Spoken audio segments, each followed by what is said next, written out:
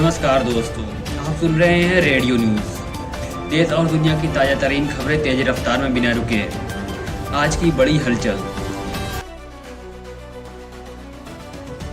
दोस्तों, दुनिया एक ऐसे मोड़ पर खड़ी है जहां एक बंद कमरे की मुलाकात तय करेगी कि कल आपके शहर का पेट्रोल किस दाम पर बिकेगा और क्या आसमान से शांति बरसेगी या मिसाइलें। ट्रंप के बयानों में एक अजीब सी अनिश्चितता देखने को मिल रही है। कभी वो कहते हैं कि ईरान को मिट्टी में मिला देंगे, तो कभी कहते हैं कि दोस्त जिनपिंग से ईरान पर लंबी बात होगी। उधर 7 समंदर पार ब्रिटेन में पीएम की कुर्सी हिल रही है।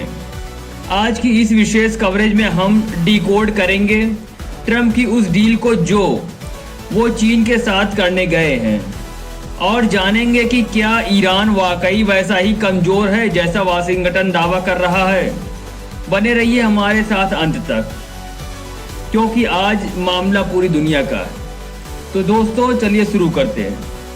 ट्रंप के दावों और हकीकत के बीच एक बहुत गहरी खाई है।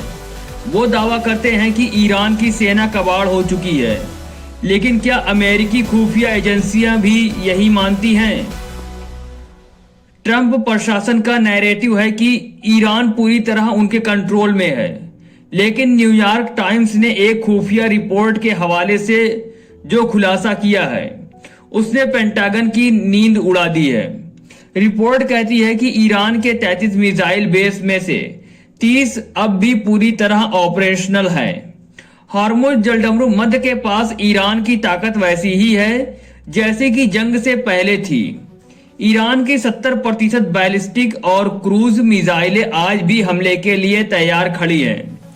इसका मतलब साफ है, ट्रंप चीन के पास खैरात मांगने नहीं, बल्कि एक डील मेकर की तरह किसी बड़े संकट को टालने गए हैं। क्या शी जिनपिंग ईरान को मनाने का जिम्मा लेंगे, और इसके बदले चीन को क्या मिलेगा? दोस्तों, अगर अमेरिका और चीन के बीच कोई समझौता होता है तो भारत के लिए ये दो धारी तलवार जैसा होगा। एक तरफ तेल की कीमतों में राहत मिल सकती है, तो दूसरी तरफ चीन का बढ़ता प्रभाव भारत की चिंता बढ़ा सकता है। भारत के लिए सबसे बड़ी चिंता हॉर्मुज स्ट्रेट है। भारत का अधिकांश तेल व्यापार इसी रास्ते से होता है। अगर ट्रंप और जिनपिंग के बीच बातचीत सफल रहती है तो वैश्विक बाजार में शांति लौटेगी, लेकिन कूटनीति के जानकारों का मानना है कि ट्रंप और जिनपिंग बंद कमरों में सोयाबीन से लेकर सेमीकंडक्टर तक के सौदे निपटाएंगे। भारत को यह देखना होगा कि इन दो महाशक्तियों की नजदीकी कहीं दक्षिण एशिया में रणनीतिक असंतुलन ना पैदा कर दे। जहां दो महाशक्तियां सौदेबाजी कर रही हैं, वहीं लोकतंत्र की जननी कहे जाने वाले ब्रिटेन में एक नया राजनीतिक भूचाल आया है। ब्रिटेन के प्रधानमंत्री की स्टैमर के लिए मुश्किलें कम होने का नाम नहीं ले रही हैं। लोकल चुनाव में मिली हार के बाद अब उनकी अपनी कैबिनेट ने सीनियर मंत्री वेस्ट स्ट्रीटिंग के साथ उनकी 20 मिनट की मुलाकात ने अटकलों का बाजार गर्म कर दिया है। आज 80 से ज्यादा सांसद उनके इस्तीफे की मांग कर रहे हैं। अगर स्टैमर की लेबर पार्टी में ही बगावत हो गई तो ब्रिटेन एक बार फिर अस्थिरता के दौर में जा सकता है। क्या ब्रिटेन में कोई नया चेहरा प्रधानमंत्री की कुर्सी पर बैठने वाला है? नजरें 14 मई की समय सीमा पर टिकी हैं। तो दोस्तों, दुनिया के एक कोने में जंग टालने के सौदे हो रहे हैं, तो दूसरे कोने में तख्ता पलट की तैयारी।